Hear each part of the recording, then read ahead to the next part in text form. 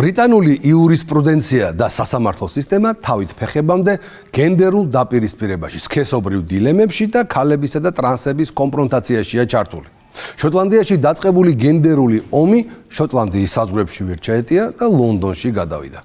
თემა არც ისე ძველი, მაგრამ უკვე აღარც ისე ახალია.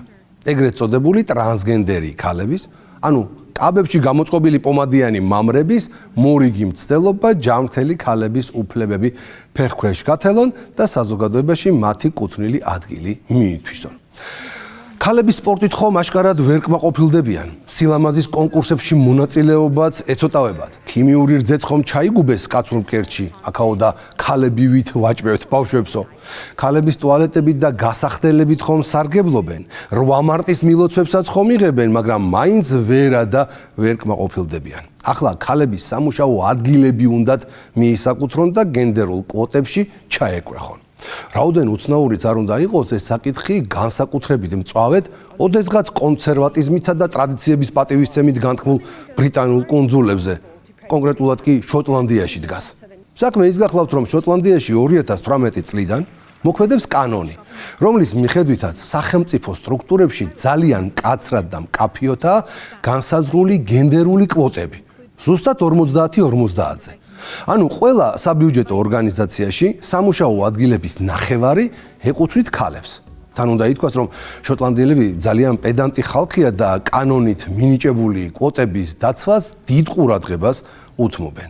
მით უმეტეს, რომ ქალები ამ უფლებებისთვის მე-19 საუკუნიდან იბრძვიან.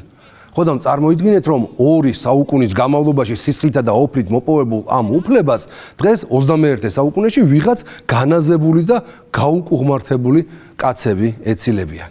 2 წლის წინ შოტლანდიის უმაღლესმა სამოქალაქო სასამართლომ საჯარო სამსახურებში ქალების კვოტით სარგებლობის უფლება ტრანსგენდერებსაც მისცა. ანუ კაბებში გამოწყობილ, წვერიან და ყველა მამაკაცური ღირსებით აღჭურვილ მამრებს ქალთა კვოტით გათვალისწინებული სამუშაო ადგილის დაკავების უფლება მიეცათ. და მხოლოდ იმიტომ, რომ ამ კუნთმაგარ ჯეელებს უბრალოდ მოეპრიანათ და ქალობა მოუნდათ. გენდერული შიზოფრენიით დაავადებულმა სახელმწიფომ კი მათ მისცა საბუთი, რომელშიც ჩაწერა, რომ დიახ, ქალები არიანო.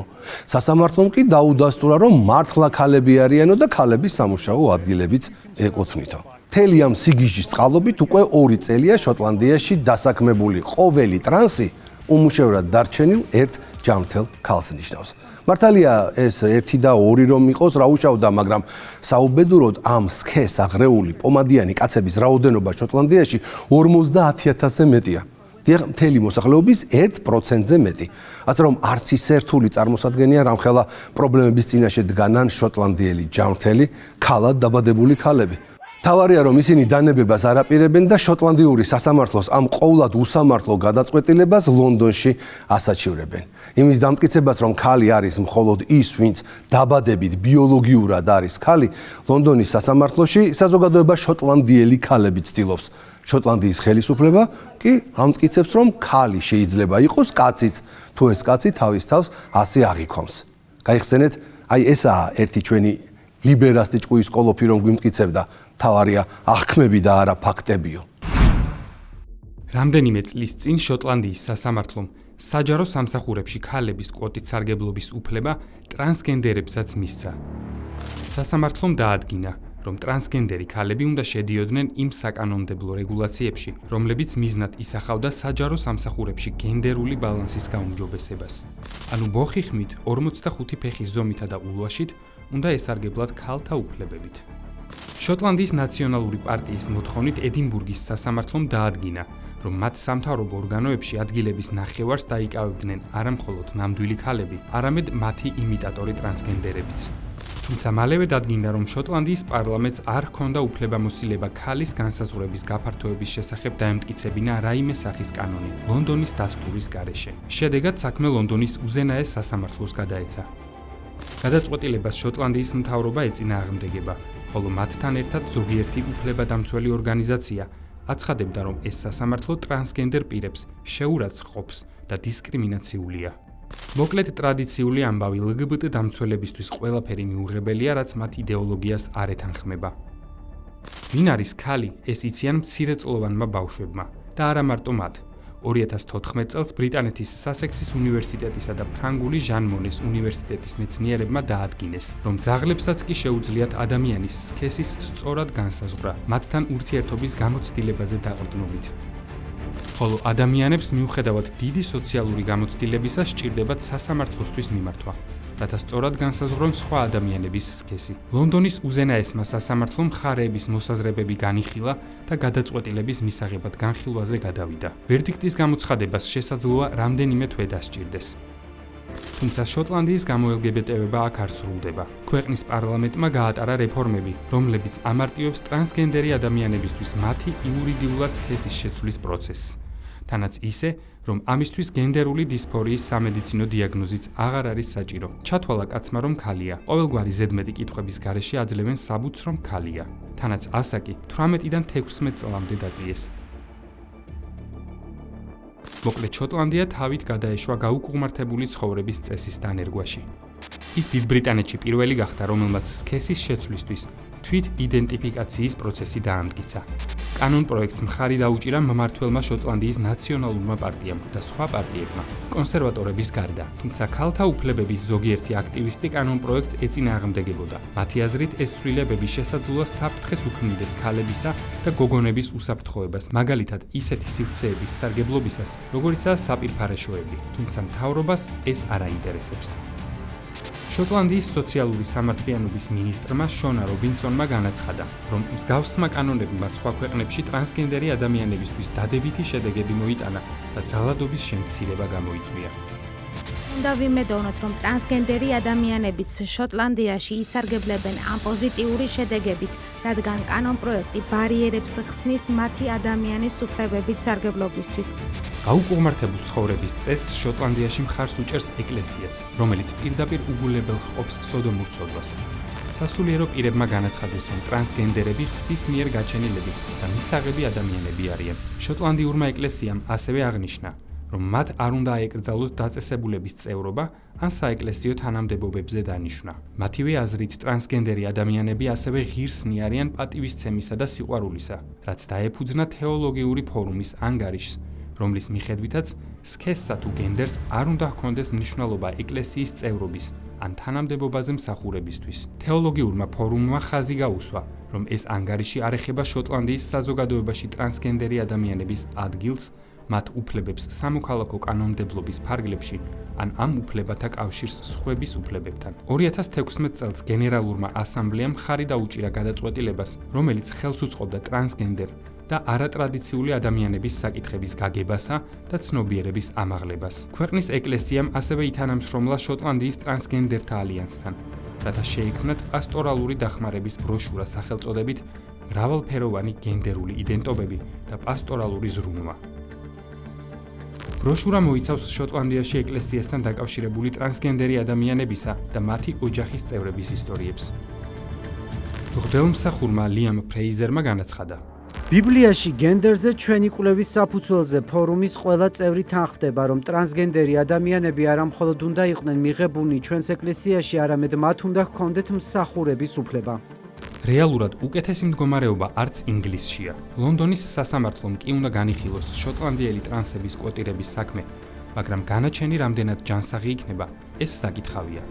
რადგან კონსერვატორობით განთქმული ინგლისი ბოლო დროს ლამის LGBT უკუღმართობის მედროშე გახდა.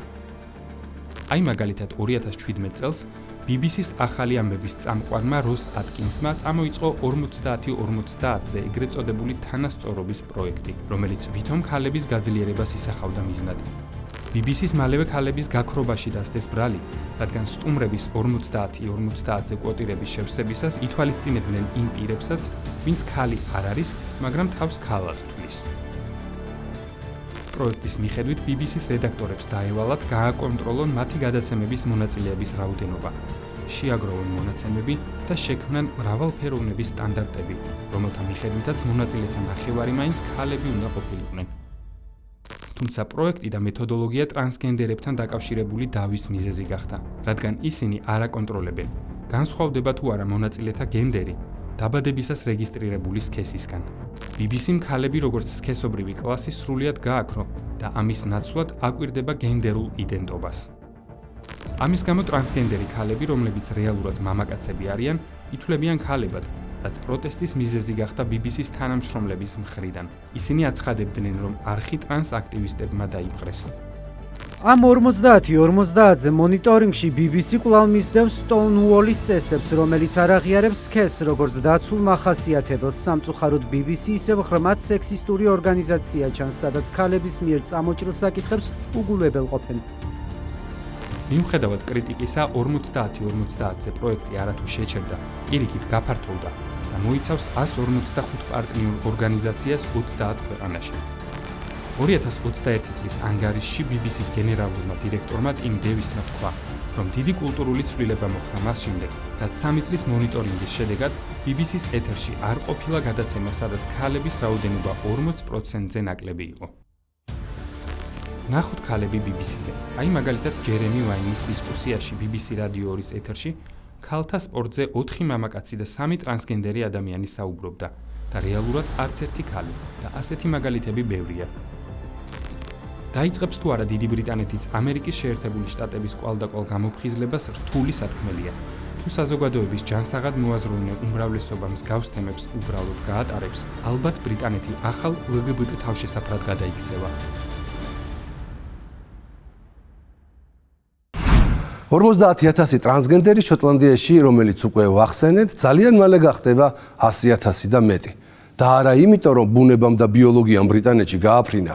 არა, უბრალოდ შოტლანდიაში LGBT ორგანიზაციებმა, ტრანსგენდერულმა ფონდებმა და მათმა დამფინანსებელმა ტრანსნაციონალურმა კორპორაციებმა განსაკუთრებულად გაშალეს ფრთები და ისეთი კანონები მოახვიეს თავს საზოგადოებას, რომლის მსგავსი სხვაგან არ გამოუვიდათ. თუ მთელ ლიბერალურ დასავლეთში ეგრეთ წოდებული ტრანს გადასვლა, ოპერაციები, საბუთებში სქესის შეცვლა და ასე შემდეგ, მხოლოდ 18 წლიდანაა შესაძლებელი, შოტლანდიაში მთელი ამ არანორმალურობის ასაკობრივი ზღვარი მხოლოდ 16 წელია.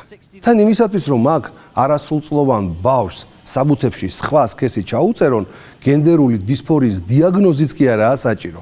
ანუ ყველას, ვისაც რაღაც სისულელე მოუვა თავში და ხან სხვა ადამიანად აღიქვამს თავს, ან სხვა ცხოველად, ან კიდევ სხვა ნივთად, ექიმის დასკვნის გარეშეც ყველაფერს ჩაუწერენ პირადობის მოწმობაში.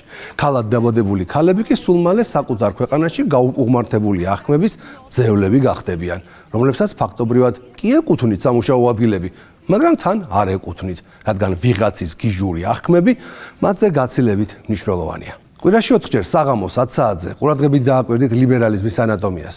ჩვენ ლიბერალისტებს რომ ҳკითხო არასდროს არავითარი გაუკუღმართებული აზრები ქართული საზოგადოებისათვის თავს არ მოუხვევიათ.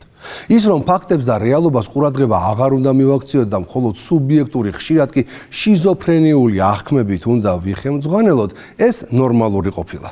ეს თურმე პროგრესულია, ასე თურმე პრადვინუტები ცხოვრობენ. კი ცხოვრობენ, მაგრამ ძირითადად საკუთარ აღქმებში იკარგებიან და გამოსავალს ვეღარ პოულობენ ხოლმე. კარები ცხვირწინ აქვთ, მაგრამ ვერ აღიქვამენ. ფაქტებს ხომ არ აღიარებენ? დროებით.